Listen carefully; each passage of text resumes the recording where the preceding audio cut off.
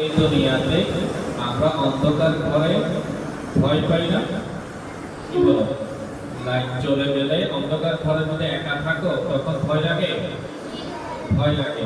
এখন কবরের মধ্যে যখন রাখা হবে, সেখানে তোমার সাথে কাউকে রাখা হবে না। আব্বুকে আলাদাভাবে রাখা হবে, আম্মুকে আলাদাভাবে রাখা হবে। সেখানে যদি লাইট না থাকে, আব্বু আম্মুর কষ্ট হবে না? কষ্ট হবে। সেই জন্য আমাদের কাজ কি? আমাদের কাজ হচ্ছে আমরা এই দুনিয়াতে থাকতেই আব্বু আম্মুর কবর যেন লাইটিং হয়ে যায়, আলোকিত হয়ে যায়, সেজন্য মন দিয়ে কোরআন পড়বো। পড়বো তো ইনশাআল্লাহ? সবাই বলি ইনশাআল্লাহ। আমরা কোরআন মনোযোগ সহকারে পড়বো। আমাদের মকসদ থাকবে আল্লাহ এবং আল্লাহর রাসূল আমাদের উপরে সন্তুষ্ট রাজি হবে, আর আমাদের জীবন, আব্বু আম্মুর জীবন আলোকিত হবে। হাসরে যাওয়ার পূর্বে কবরে যখন আমরা থাকবো, আমাদের কবরগুলো কোরআনের আলোতে আলোকিত হয়ে যাবে। সবাই বলো আলহামদুলিল্লাহ। আল্লাহর প্রিয় মাহবুব হুজুর করিম রউফ রহিম সরকারে মুস্তাফা সাল্লাল্লাহু আলাইহি ওয়াসাল্লাম, তিনি আমাদের নবী। তিনি বলেছেন, মানুষের মধ্যে সবচেয়ে উত্তম মানুষ হচ্ছে সে যে নিজে কোরআন ভালো করে শিখে এবং অপরকে শেখায়। আজকে তোমরা শিক্ষার্থী, তোমরা কোরআন পড়ছো, কোরআন শিখছো, কিন্তু যতদিন যাবে তোমরা আস্তে আস্তে ছোট থাকবে নাকি বড় হবে? বড় হবে। তো বড় হলে তোমাদের দায়িত্ব কি? কোরআন তোমরা শিখেছো, তোমরা অপরজনকে শিখাতে হবে। পারবে তো ইনশাআল্লাহ? দেখো, শেখানোর জন্য আগে ভালো করে শিখতে হবে না? শেখানোর জন্য আগে কি করতে হবে?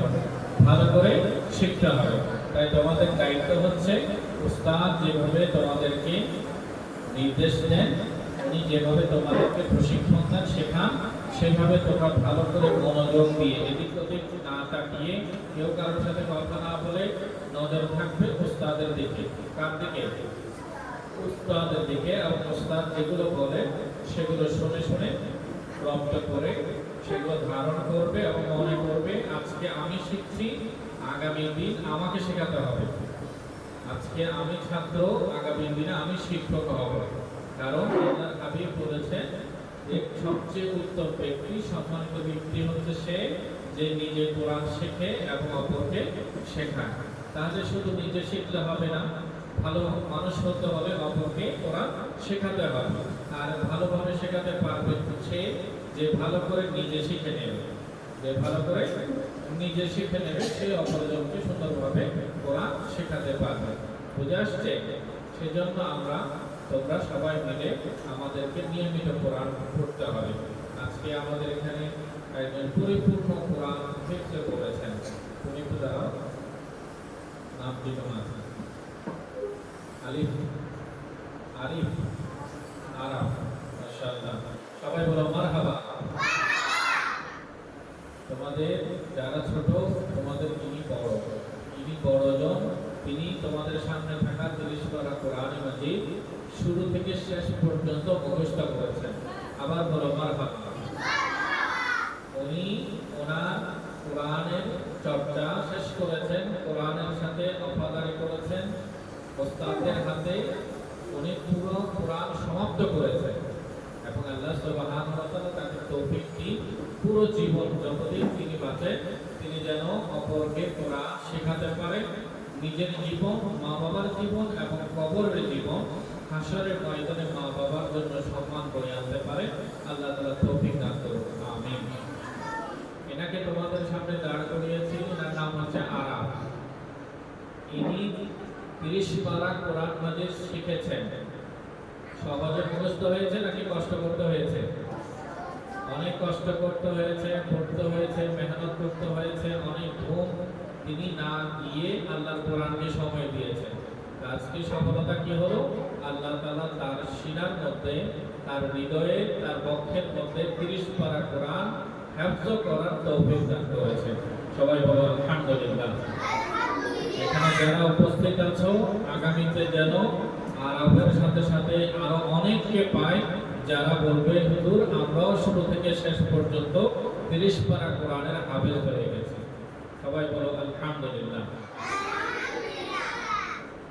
আজকে যারা কোরআন শুরু করবে এবং যারা নিয়মিত কোরআন তেলাওয়াত করছো, আমাদের অভিভাবক বৃন্দ তাদের প্রতিও বিনয়ের সাথে অনুরোধ থাকবে, একজন সন্তান উপযুক্ত আলেম হওয়ার জন্য, হাফেজ হওয়ার জন্য, আল্লাহ ওয়ালা হওয়ার জন্য গুরুত্বপূর্ণ বিষয় হচ্ছে ওই সন্তানের পিতা মাতাকে অবশ্যই আল্লাহর দরবারে সন্তানের জন্য বারবার দোয়া করতে হবে এবং তিনিও আল্লাহর বিধানগুলো, রাসূলুল্লাহ সাল্লাল্লাহু আলাইহি ওয়াসাল্লামের নির্দেশগুলো যথাযথভাবে পালন করবেন এবং শিক্ষার্থীকে, নিজের সন্তানকে বারবার কোরআন তেলাওয়াত চর্চা করার জন্য উৎসাহ দেবেন।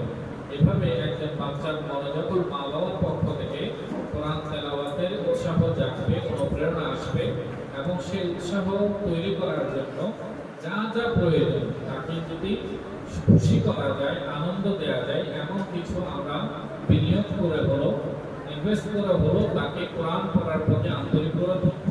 এর দ্বারা ওই বাচ্চা যত বেশি কোরআন তেলাওয়াত করবে, তাকে কোরআন তেলাওয়াতে যিনি সহযোগিতা করেছেন তার ওস্তাদ, তাকে অনুপ্রেরণা দিয়েছেন, উৎসাহ দিয়েছেন তার মাতা পিতা, তার সহপাঠী, একে অপরে একজনের পর আরেকজনকে শুনিয়েছে, আরেকজনের পর আরেকজনকে শুনিয়েছে, এভাবে করে একে অপরের মধ্যে যে কোরআন চর্চা করেছে, আল্লাহ সুবহানাহু ওয়া তাআলা সবাইকে এই কোরআনের তেলাওয়াতের কর্মসূচিতে অনেক বড় বড় সওয়াব দান করবে।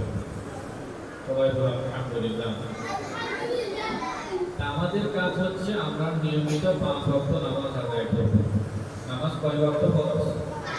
5 ওয়াক্ত। যারা কোরআন তেলাওয়াতকারী তাদের প্রথম কাজ হচ্ছে তারা পরিষ্কার পরিচ্ছন্ন থাকবে, ওযু অবস্থায় থাকবে। একটা কথা মনে রাখবে, কোনো কারণে যদি ওযু নষ্ট হয়ে যায় তখন কিন্তু কোরআন নিয়ে বসে থাকিও না, সাথে সাথে ওস্তাদের অনুমতি নিয়ে কি করতে হবে?